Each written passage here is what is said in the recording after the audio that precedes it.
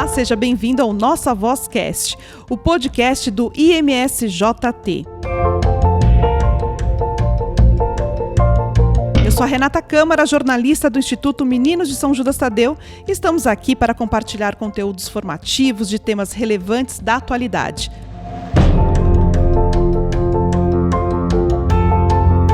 No episódio de hoje, Setembro Amarelo. Mas antes, temos um recado para você.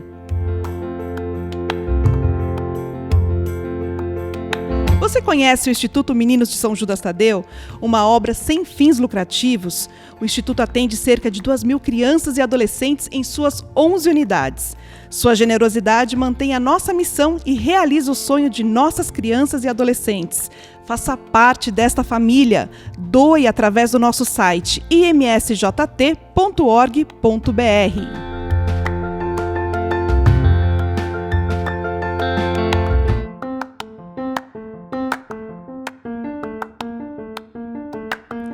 Muito bem, estamos de volta. Hoje, o Nossa Vozcast, o assunto é Setembro Amarelo. Desde 2014, a Associação Brasileira de Psiquiatria, em parceria com o Conselho Federal de Medicina, organiza nacionalmente o Setembro Amarelo. O dia 10 deste mês é oficialmente o Dia Mundial de Prevenção ao Suicídio, mas a campanha dura o ano todo. O Brasil está em 8º dentre os países com maior número de suicídios, atrás da Índia, China, Estados Unidos, Rússia, Japão, Coreia do Sul e Paquistão. Segundo a Organização Mundial da Saúde, a cada 40 segundos uma pessoa comete suicídio no mundo. Calcula-se que aproximadamente 1 milhão de casos de mortes por suicídio são registrados por ano em todo o mundo.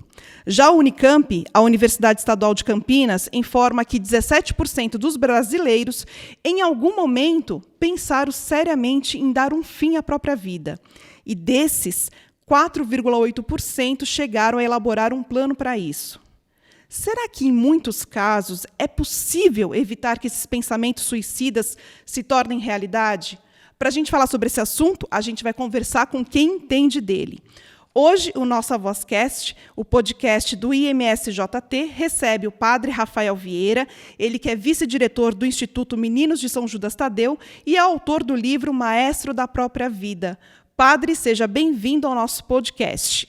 Muito obrigado, é um prazer estar aqui e principalmente debater sobre esse assunto que há tantos anos ficamos calados sobre ele, mas graças a Deus descobrimos que é importante falar sobre ele. Muitas vidas têm sido salvas por conta disso. Ao lado do padre Rafael estão as psicólogas, a Thaisa Chinem. Thaisa, seja bem-vinda. Obrigada pela oportunidade que vocês estão me dando de conversar sobre esse assunto tão importante, né, dentro da nossa sociedade. Conosco também a Georgia Moura, ela que é do Instituto Findway. Georgia, seja bem-vinda. Obrigada a você que nos ouve. Espero que a gente possa passar esse momento aqui junto e partilharmos de um assunto tão importante e ajudarmos muitas pessoas, né? Quando a gente pensa em suicídio, a gente acaba atrelando a depressão. E eu quero saber das nossas psicólogas, a gente pode começar com a Georgia. Georgia, a depressão é a mesma coisa que tristeza? Nunca.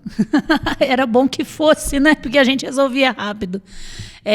Na realidade, a tristeza ela é uma emoção, a princípio, ou seja, é uma reação involuntária diante de uma perda. Então, o que a tristeza conta para você? O valor, o significado do que você está perdendo. Até tem aquele ditado popular, fulano só dá valor quando perde, né? Por que isso? Porque a tristeza tem essa função, é a função da existência dela na nossa vida. E ela é importante. Quando a tristeza permanece, e quando ela é sem sentido, sem causa, né? Ou seja, não tem fato nenhum, ela começa a virar um adoecimento.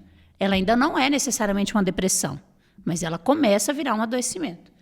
Quando que a gente vai chamar que ela é uma depressão? Né? Quando tecnicamente diz, fulano está em depressão. Né?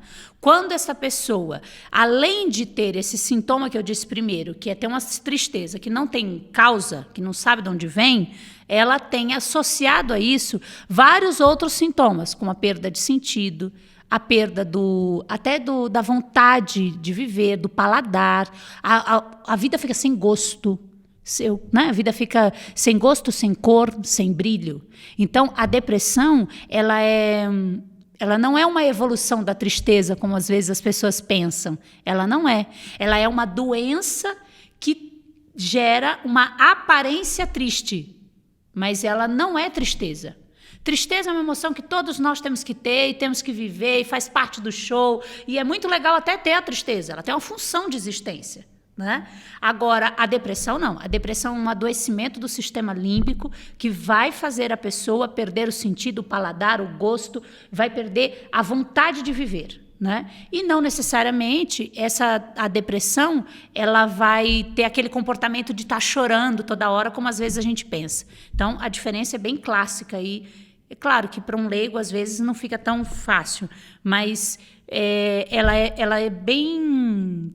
como eu posso dizer assim, didaticamente, ela tem uma raiz muito diferente, né? Sendo didática, são plantas diferentes. A tristeza é uma plantinha, a depressão é outra, né? Só que quando a gente olha, a gente pensa que é tudo igual, mas não é. Agora, Thaisa, ainda nesse assunto que a Georgia trouxe aqui para nós, dessa diferença, né, de tristeza e depressão, como que um familiar ele consegue identificar? Tem alguma coisa, algum sintoma? Então, Renata, é muito difícil porque a gente não pode simplificar muito a coisa, porque ela é muito mais complexa do que isso.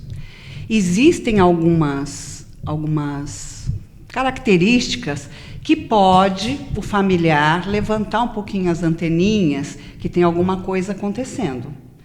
Mas, às vezes, é tão tênue isso que, às vezes, passa batido. Às vezes, os familiares estão tão envolvidos nos próprios problemas, né, que acaba deixando passar isso. Né? Por isso que, às vezes, em adolescente, né, já trabalha muito com adolescente, sabe quanto é difícil isso, porque muitas vezes passa batido porque os pais não percebem. O que a Thaisa está dizendo, sabe, é uma coisa interessante, porque, assim, às vezes a pessoa já está em depressão e nem ela percebe. É isso que a Thaisa está dizendo. Porque a gente fica esperando aquele quadro triste da pessoa. Entende? Então, e não tem, às vezes, esse quadro. Mesmo porque a depressão, muitas vezes, ao invés desse quadro depressivo para baixo, onde a pessoa não consegue levantar para nada, a pessoa fica extremamente irritabilíssima. Ela passa a ser agressiva até no trato com os outros. E as pessoas não veem isso como característica de depressão. E normalmente é. Sim, uma das. Porque a Thaisa está dizendo é a depressão ansiosa que a gente fala. Que ela, em vez de associar-se à emoção e à aparência da tristeza, ela se associa ao medo, à raiva, à vingança. Então, porque isso são emoções da base da estrutura humana e não a base da doença em si. Não sei se estou sendo didática para você que está nos ouvindo. Eu acho que está bem claro, mas então me vem uma questão agora. Então, para os pais de adolescentes é muito mais difícil, né? Porque pode ser características, pode falar assim, isso é coisa de adolescente. E às vezes não, né, Thaisa? Porque nós temos uma coisa que a gente chama de síndrome da adolescência normal, que são um quadro característico de reações que é do próprio adolescência. Né? Existe um conjunto aí de sintomatologia que a gente fala, isso faz parte da adolescência. Porém, dependendo do grau que essas coisas acontecem, você pode verificar que a pessoa está adoecida, de certa forma, né? Porque a depressão é uma doença. E as pessoas não olham muito assim. Às vezes as pessoas falam assim, isso é frescura, isso passa. E eu acho que o grande problema aí é justamente essa coisa de isso passa. Eu queria complementar o que a Thaisa e a Georgia estão trazendo, justamente por conta de que, e é complexo mesmo o que elas estão dizendo, porque é difícil para os pais detectar algo, principalmente nos adolescentes, porque nós temos uma cultura de isolamento social. Então hoje o jovem e o adolescente, ele se isola no videogame, no computador, no quarto, e isso é uma característica, entre aspas, normal da nossa cultura. Pode ser que o jovem esteja no isolamento, porque ele gosta do quarto, porque ele gosta de estar ali, mas porque é uma característica da cultura moderna, por conta da tecnologia, e pode estar bem. Mas esse é um dos grandes sintomas que precisa ser observado. Porque, às vezes, os pais nos procuram e dizem assim, olha, nós não tínhamos consciência de que isso iria acontecer com meu filho, que ele estaria em depressão. Por quê? Porque ele vinha nas refeições normalmente, ele ia na escola normalmente, mas sempre estava se isolando no quarto. Mas é o tido isolamento normal. E como ele realmente é um tipo de isolamento normal, precisa ser...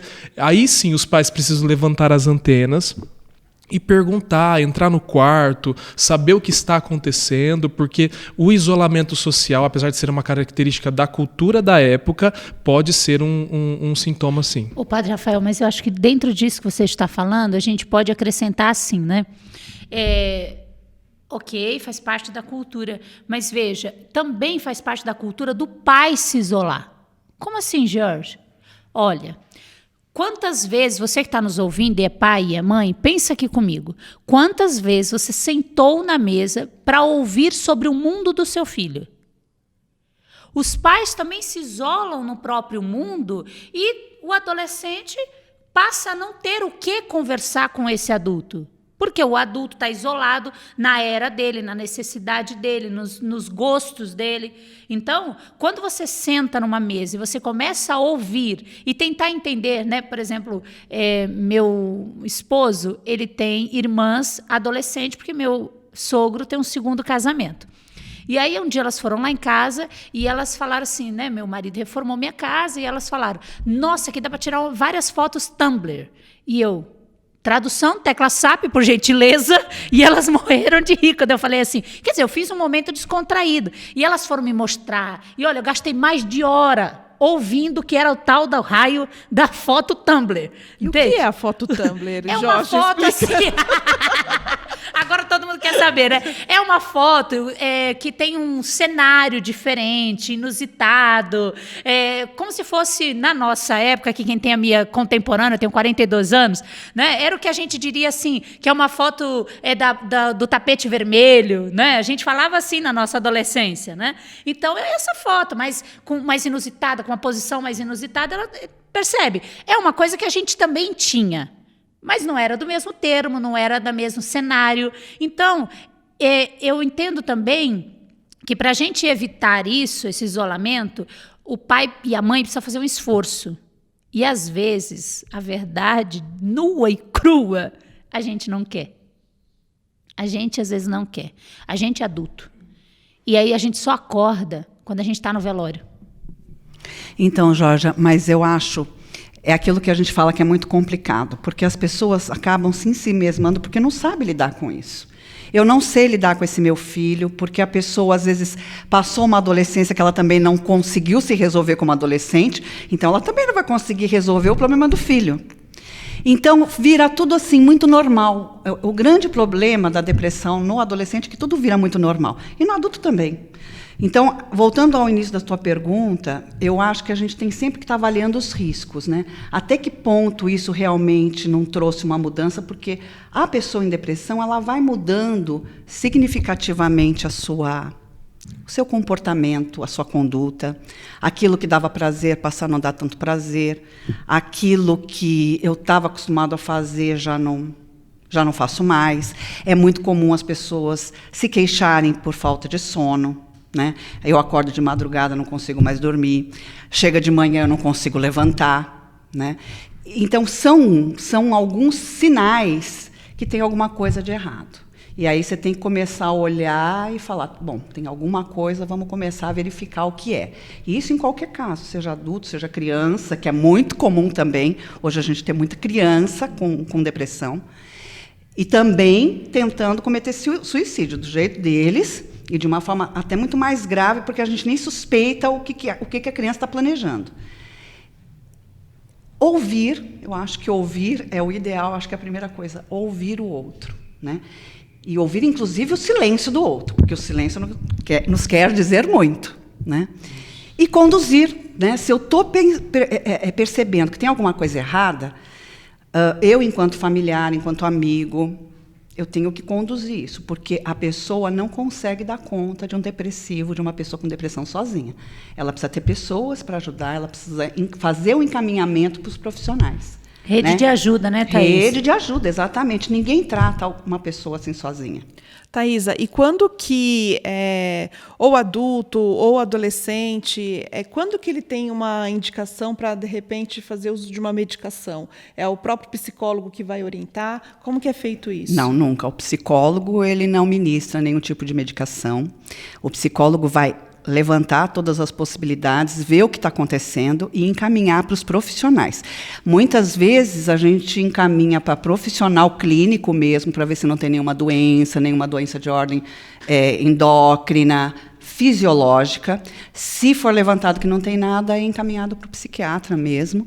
E, às vezes, o psiquiatra assusta e a gente encaminha para o neurologista, que aí eles até aceitam melhor, que também pode, muitas vezes, estar fazendo essa ponte, porque se você chega uma pessoa e fala, você precisa de um psiquiatra, a pessoa some. Porque, infelizmente, ainda na nossa cultura, está associado que psiquiatra é só para gente doida, né? Isso ainda existe muito, sabe? O que a Thaisa traz, eu costumo fazer uma brincadeira que o psicólogo é o remédio, é o próprio remédio, porque você precisa, nesses casos, fazer um acompanhamento integral. Integral no sentido assim, de que a psicoterapia ela é essencial para um caso de depressão, mas ela não só ela, mas a família precisa assumir um pouco daquilo que a Georgia trazia, né? A família precisa assumir, entrar no mundo da pessoa, isso é muito importante, entrar no mundo dela, saber que os sentimentos que ela tem, por mais que são, às vezes, para uma pessoa que não tem depressão, pensa que aquilo parece um tipo de frescura, ou então, mas não, precisa entrar e saber que aquilo é real, né? Entrar, então, e esse movimento de entrar no mundo da pessoa é que é justamente um movimento difícil. As pessoas não conseguem fazer esse movimento e que não ajuda, somente atrapalha nesse sentido, né? Então, falando um pouco sobre a medicação, quem receita é o médico, nós sabemos disso, né? Mas ele receita como medicação, entre aspas, a psicoterapia, né? E também o acompanhamento espiritual também, que nós vamos falar mais à frente. Pois é, padre. Sobre o acompanhamento espiritual, a espiritualidade, ela pode curar uma depressão? Isso é possível? Com certeza. Na minha experiência, há especialistas e médicos que acreditam que não, mas as experiências do século XIX para cá têm mostrado que sim. Porque quando eu vivo uma espiritualidade, a espiritualidade é capaz de conferir sentido à minha própria vida. E quando eu ganho sentido na vida, então a roda do meu interior se movimenta no sentido de que me coloca para viver mesmo, para dizer que a vida tem sentido, que vale a pena viver, que vale a pena realizar tudo que eu realizo na minha vida, né? Até mesmo encarar os próprios sofrimentos. A espiritualidade ela é essencial para isso. Porque às vezes nós podemos só tomar os remédios e ele realmente vai nos ajudar, né? Elevar um pouco até o nosso ânimo, porque vai elevar em nós o que é biológico, digamos assim, né? Mas o meu espiritual e o meu psíquico fica relegado, né?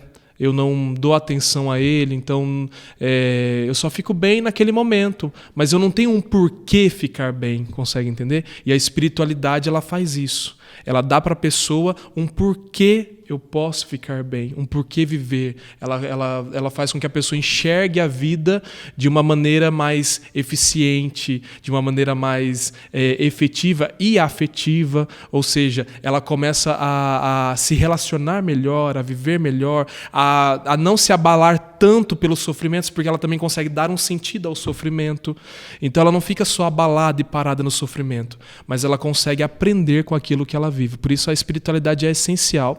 E muitas pessoas têm demonstrado resultado quando vivem intensamente ou voltam a viver uma espiritualidade que tinham deixado e acabaram caindo em depressão e voltam a viver novamente sua espiritualidade, elas conseguem viver bem. Inclusive, nós já sabemos, há dados científicos de que pessoas que têm espiritualidade, elas recuperam muito mais rápido em pós-operatório, elas acabam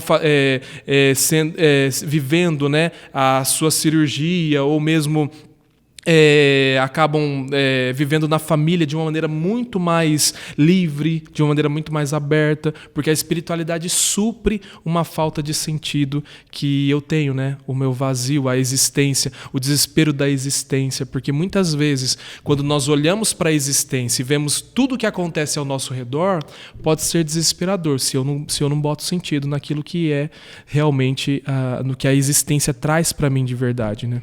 Olha, se a gente parar para pensar, a gente está falando aqui de depressão e suicídio, parece que antes era um tabu, né? A Thaís até comentou aqui com a gente.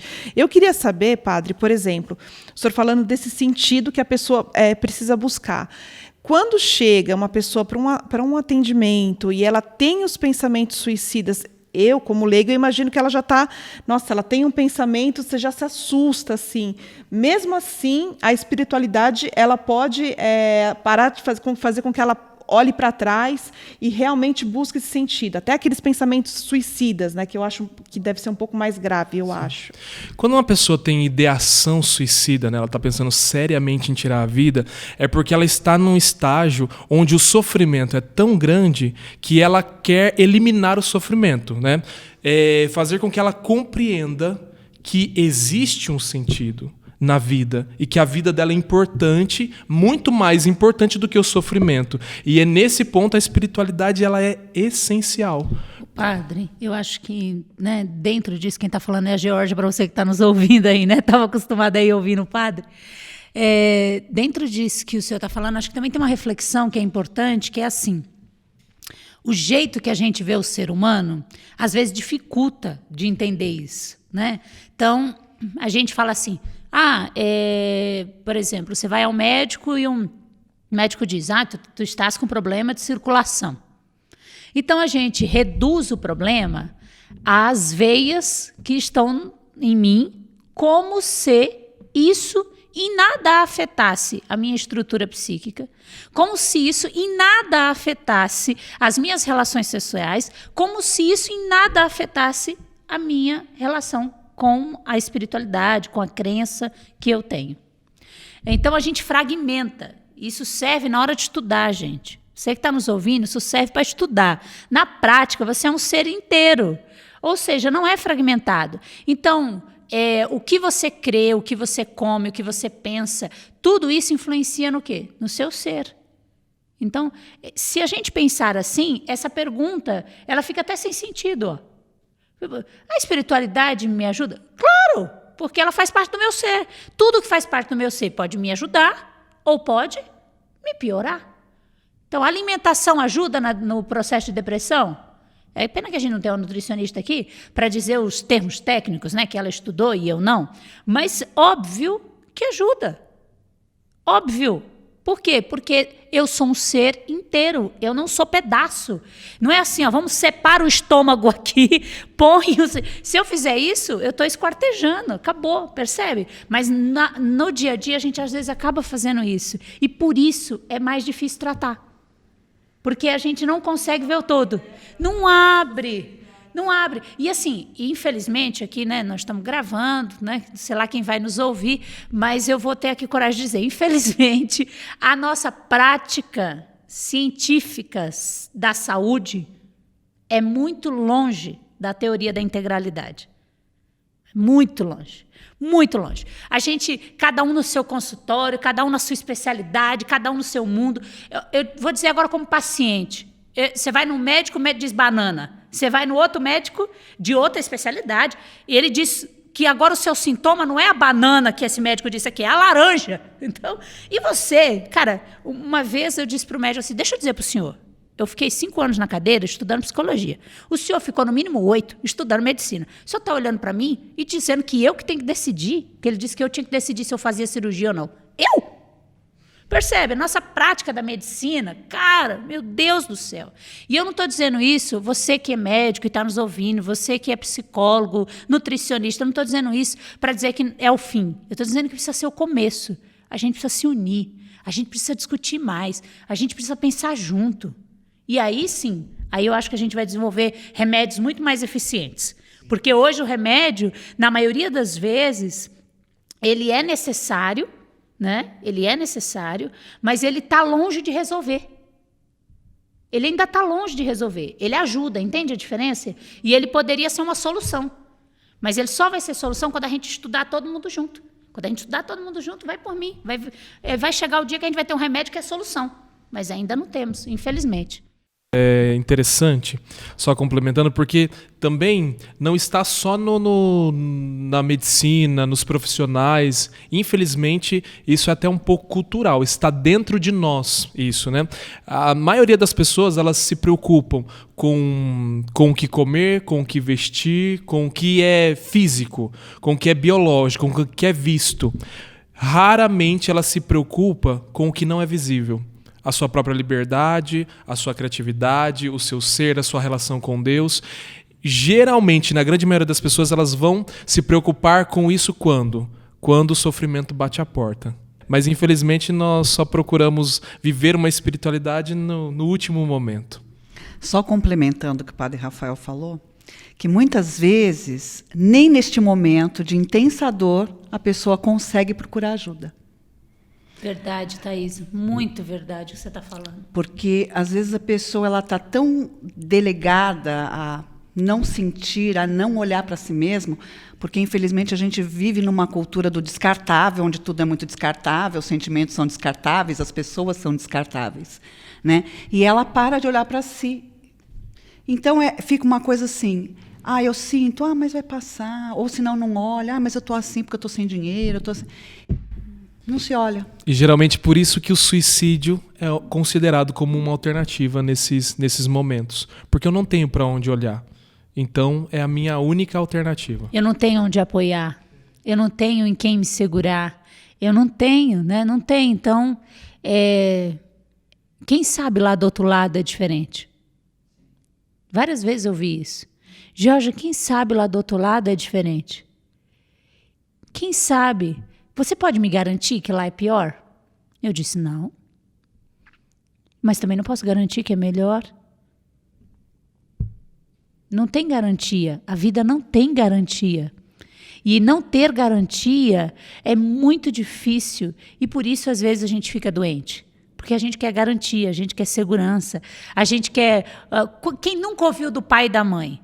Faz concurso público para você ter estabilidade, para você ter garantia. Por quê? A gente busca garantias, mas a gente não tem. Agora eu queria saber, a gente infelizmente já está chegando ao final, né? Quantas coisas foram faladas e aprendidas. E Padre Rafael, eu queria saber do senhor que faz um trabalho bem bacana aqui no Instituto, atendendo tantas pessoas em depressão com pensamentos suicidas. Para a gente encerrar, eu queria que o senhor deixasse uma mensagem, o que a pessoa... para ela tomar coragem, não entrar naquela história, mas Deus quis assim. Queria que o senhor deixasse uma mensagem. Deixo sim. Eu queria dizer para você que nos acompanha, que nos escuta, que você não é os seus pensamentos, que você não é os seus medos, que você não é a sua insegurança e que você está assim na sua vida, mas você não é assim. Isso é muito importante, porque às vezes... Por exemplo, a ideação suicida é um pensamento que passa pela minha cabeça, mas você dá importância àquele pensamento como se ele fosse o seu ser inteiro.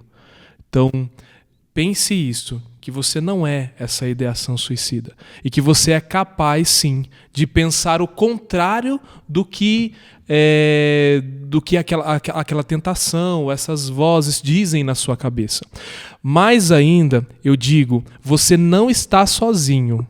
Ninguém está sozinho nesse mundo. Por isso você precisa de ajuda. Todos nós precisamos. Até o padre precisa. Eu regularmente faço minha terapia, faço supervisão, faço minha direção espiritual, tudo isso. E eu não tenho pensamento suicida. Muito contrário, penso em viver muito, se Deus quiser. E faço tudo isso. Você também precisa fazer, precisa procurar, dar mais atenção à sua vida, construir mais valores na sua vida e não achar que está sozinho. E a psicoterapia, fazendo jus àquilo que a Thaisa disse, a psicoterapia, isso não é coisa de louco.